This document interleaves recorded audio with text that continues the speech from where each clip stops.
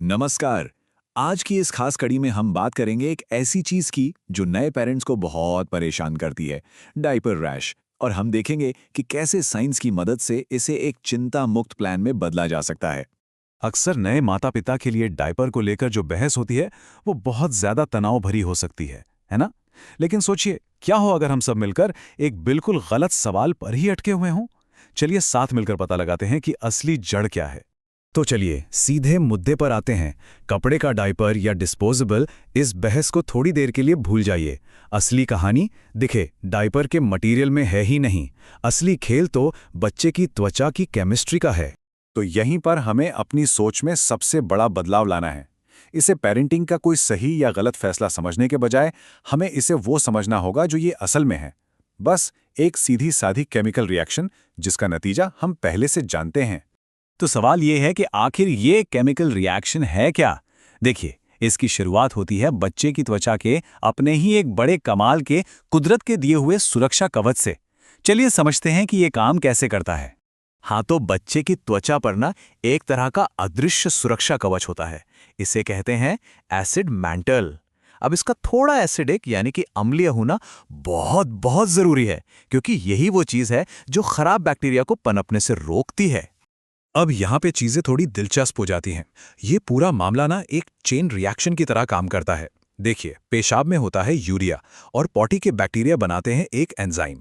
ये दोनों जब मिलते हैं तो बनता है अमोनिया। और ये अमोनिया इतना पावरफुल होता है कि ये त्वचा के उस एसिड मैंटल, उस सुरक्षा कवच को पूरी तरह से तोड़ देता है। और बस वहीं से शुरू होते हैं वो दर्दनाक रैशेस। तो अब जब हम इसके पीछे की केमिस्ट्री समझ गए हैं तो इसका समाधान भी एकदम सीधा और साफ हो जाता है। और अच्छी बात यह है कि इसे रोकने के लिए हमारे पास एक बिल्कुल क्लियर, साइंस पर आधारित एक्शन प्लान मौजूद है। पहला नियम, जिसमें कोई समझौता हो ही नहीं सकता। अगर डिस्पोजेबल डायपर इस्तेमाल कर रहे हैं तो उसे हर 2 से 3 घंटे में बदलना ही है, और पॉटी होने पर तो फौरन। लेकिन अगर कपड़े के लंगोट का इस्तेमाल हो रहा है तो नियम और भी ज्यादा सख्त हैं। हर बार गीला होने के 5-10 मिनट के अंदर उसे बदलना ही होगा। तो बार बार डायपर बदलना तो हो गया पहला कदम। हमारी दूसरी डिफेंस लाइन है एक सही बैरियर क्रीम। और इसमें जो सबसे जरूरी चीज है वो है जिंक ऑक्साइड। हमें एक ऐसी मेडिकल ग्रेड क्रीम चुननी है जिसमें जिंक ऑक्साइड की मात्रा कम से कम 15 से 40% के बीच हो। और हाँ, इसे लगाने का तरीका भी बहुत खास है। इसे किसी लोशन की तरह त्वचा में मलना नहीं है, बिल्कुल नहीं। इसे लगाना है केक फ्रॉस्टिंग की तरह, मतलब एक मोटी सफेद परत जो त्वचा को पूरी तरह से ढक दे, जैसे केक पर आइसिंग होती है। तो याद रखने वाली बात क्या है?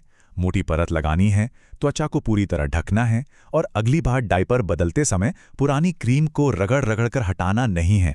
बस ऊपर की गंदी परत को हल्के से पोंछें और उस पर ताज़ी क्रीम की एक और मोटी परत लगा दें। इससे त्वचा का जो अपना बैरियर है वो सुरक्षित रहता है। इसके अलावा कुछ और बहुत जरूरी नियम है। सफाई के लिए वाइप्स से बेहतर है सादा गुनगुना पानी। त्वचा को सुखाने के लिए हमेशा तौलिए से थपथपाएं, कभी रगड़े नहीं। रोजाना कम से कम 15-20 मिनट बच्चे को बिना डायपर के रहने दें, उसे हवा लगने दें। और हाँ, ये भी पक्का कर लें कि डायपर का फिट सही हो, ना बहुत ज्यादा टाइट और ना ही बहुत ढीला।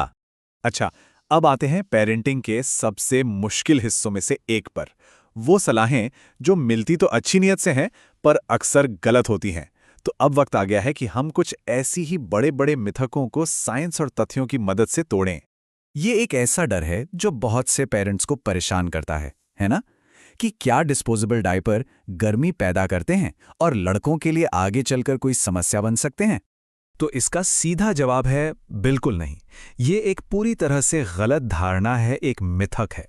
दुनिया भर में हुई स्टडीज ये साफ कर चुकी हैं कि आज के ज़माने के जो हवादार डायपर्स हैं उनका भविष्य की फर्टिलिटी पर कोई असर नहीं पड़ता। अब आते हैं दूसरी आम सलाह पर, पाउडर का इस्तेमाल। सुनने में तो ये सूखा रखने का एक बड़ा आसान तरीका लगता है, लेकिन सवाल ये है कि क्या ये वाकई सुरक्षित है?